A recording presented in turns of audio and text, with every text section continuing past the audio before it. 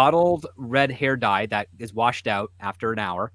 Um, I will say this though, she had a couple of scenes where she was nervous around, like in the diner scene where she was worried about the boys. I'm like, oh my god, we actually got to see her act a little bit because Yeah. she actually showed, fear, confusion, awkwardness, all the emotions that a girl in her position would feel if she sees a bunch of jocks looking at her. And I'm like, oh wow, where the hell was that for the rest of the movie? Where's that level of effort and what have you? Is it all left on the cutting room floor? Did she have other moments like that? Did the other girls have other moments like that? Because I've seen them enact in other things, and they're actually quite competent. I'd say they're pretty good. Um, but it's like these are the takes that they went with, and it just further tells me that yes, Sony abandoned this movie when they realized what they had. And if you want me right now to circle back on the theory about the ChatGPT, I will be happy to do so because I think the audience is quite interested in this part. Please, script, Okay. handle it.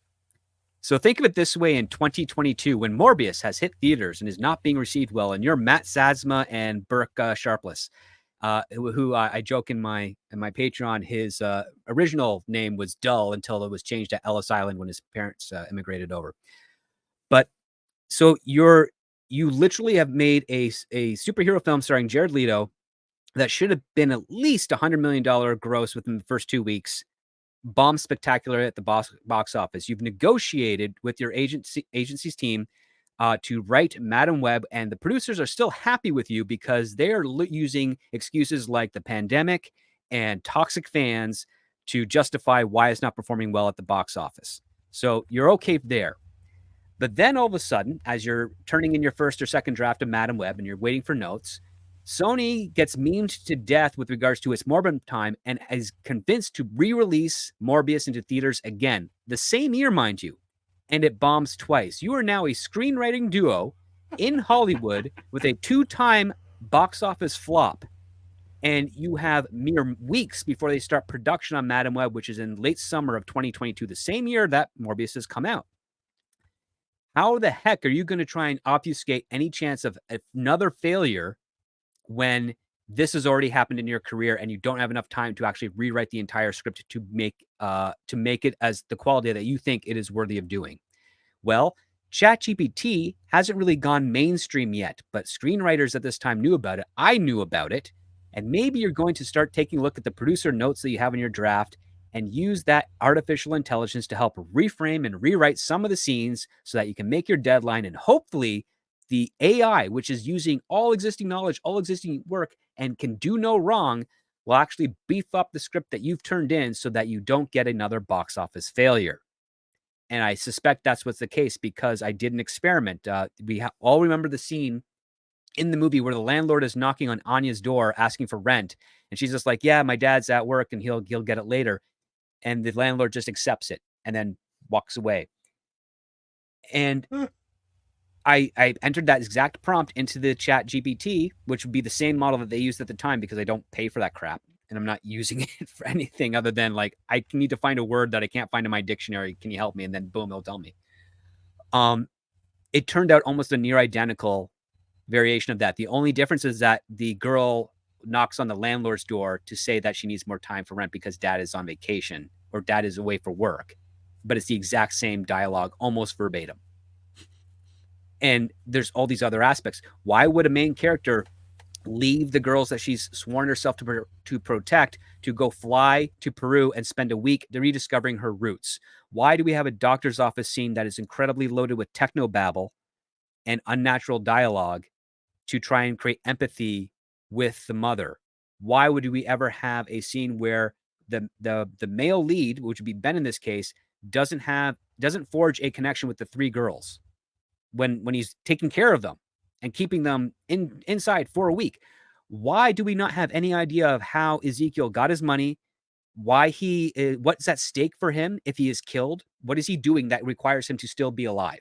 Like that's the thing. Like every villain in a movie, if they're worried about being killed, it's because it prevents them from accomplishing a goal. What was Ezekiel's goal? Oh, he just wants to stay alive.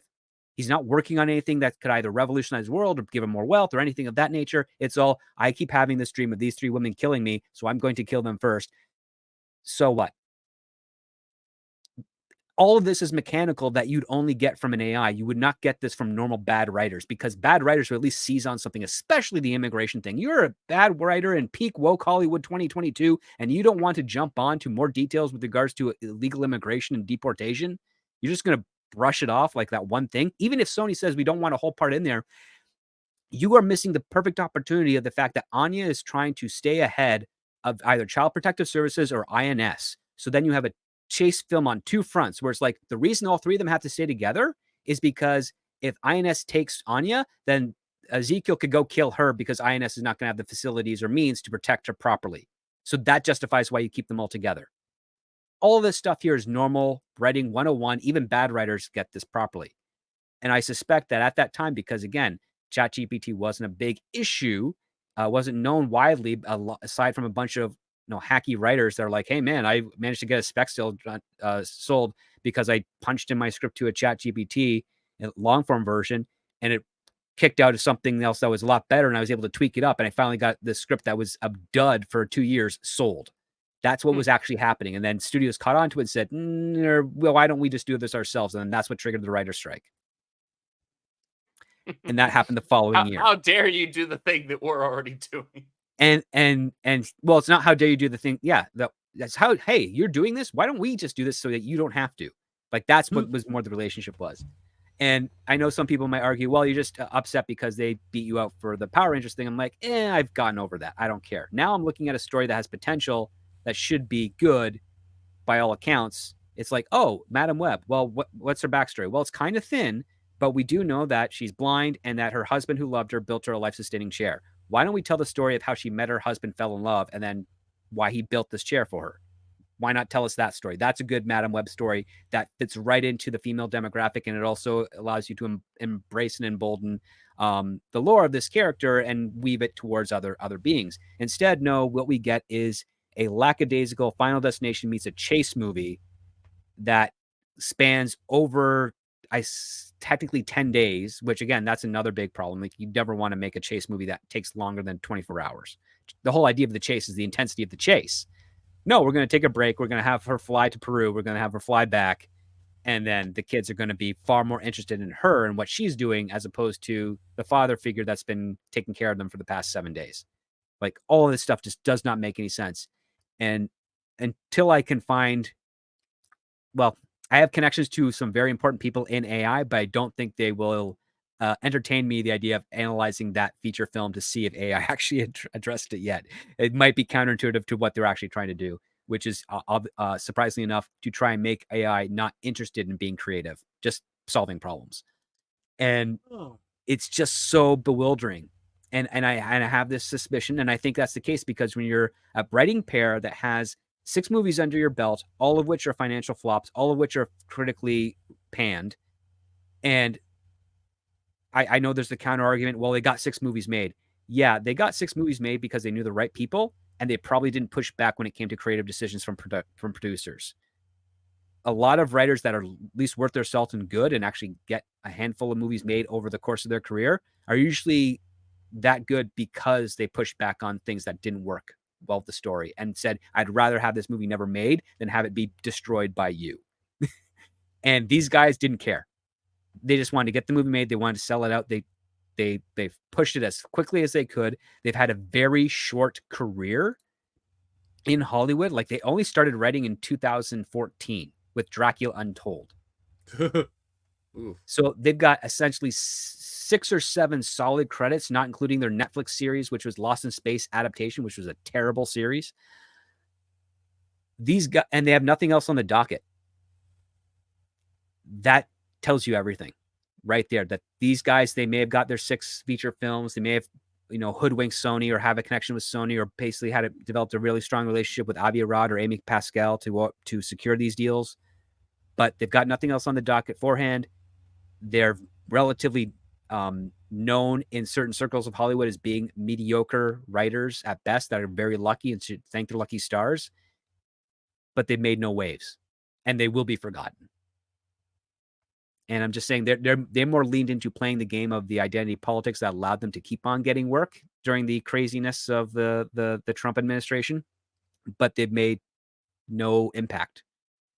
and all they've done is embarrass Sony twice now, back to back. Oof. Actually, technically 3 times with 2 movies. So like that's what they'll go be legendary for. You're just laying down the knowledge tonight, man. Oof. Well, think of it this way: if you have a 2-time blockbuster flop in the same year, and you've got another movie coming out, and you're like, I don't know how to make sure this is the best thing possible. It seems very logical to basically reach out to either a ghostwriter or to a ChatGPT who you don't have to pay to help make sure that your movie doesn't suck. Like, because if I had that situation, the first thing I would do is I'd find a ghostwriter that I respected. I'd broker a deal. I'd pay them the full WGA amount for a rewrite. I would then sign a contract with them that we'd do a collaboration on the next collaboration film that we'd pitch together, and it'd be a 70-30. He'd get 70, I get 30 because he's helping me in a bind, or she's helping me in a bind. And that's how I would do it. And then if it ends up being successful, I will definitely give my thanks to them for helping me out. And then I'll just basically say, this is our writing team thing. This is the new thing we're pitching. Since that was successful because they were able to do something in a short amount of time that I just didn't have the skill set to do, I would build my relationship like that. It'd be a little touch and go, and it'd probably piss off my agent at the time. But the fact that if it ended up working out to the benefit of the studio and my own reputation, it's a win. And if it backfires, well, then it backfires. And, starting back, like Chris McQuarrie did after his Valkyrie kind of bombed and his career kind of went nowhere for a bit, and he had to kind of work his way up. I'm willing to do that, but I'd rather go seek out a human who might actually be able to help me as opposed to use the desperation of something else. And remember, this is a writing team, so this is 2 heads knocking together that they couldn't put out a good movie. That's really tough to pull off. Well, I mean, it's inevitable. This shit has to happen eventually. I mean, everybody that produces enough stinkers. But this always begs the question why people are always like, how come this person can keep having repeat failures or this or that? So there's a limit to everybody, folks. There's a limit to everybody. Here's the interesting aspect. With some of the people that have repeat failures, if you take a look at how the actual path, if each failure is slightly less of a failure than the previous one, that shows that they're learning and that they're at least, and they work well together with the studio to make something better. With these guys, their movies have been declining like since the first one. Like Dracula Untold is got a 6.2 on IMDb. Then The Last Witch Hunter, 5.9. Gods of Egypt, 5.4. Power Rangers, 5.9, but that's because it's Power Rangers, and the Power Rangers audience is not really huge on story. Lost in Space TV series, that was limited on Netflix, so it doesn't have much of a reach, but it got a 7.3, probably due to the nostalgia of Lost in Space. Morbius, 5.2. Madam Web, 3.8. These are all out of 10 on IMDb. Yeah. Oh man, it really is that kind of bad, but that's yikes. Stealing Solo asks the greatest what-if question of all time. What if a group of disgruntled Star Wars fans kidnap Harrison Ford and force him to remake Star Wars in their basement? That, and a whole lot more, is answered in Stealing Solo, a Captain's Parody. Stealing Solo has been called Laugh Out Loud Funny and the greatest Star Wars parody since Spaceballs, and it's available now for a limited time only. Go to stealingsolo.com, which is powered by Shopify, so you get the reward-winning safety and security, and get yourselves a copy today. Once we sell through this limited backstock, I'm going back to the drawing board to bring you the sequel, which parodies Luke Skywalker's fall from grace, and finally the closing chapter, which I can't wait to get to, Frankenfisher, the Bride of Solo. And yes, it's exactly what you think it is. So folks, the only way to get that is go to stealingsolo.com right now, get yourselves a copy, and enjoy the greatest Star Wars parody since Spaceballs.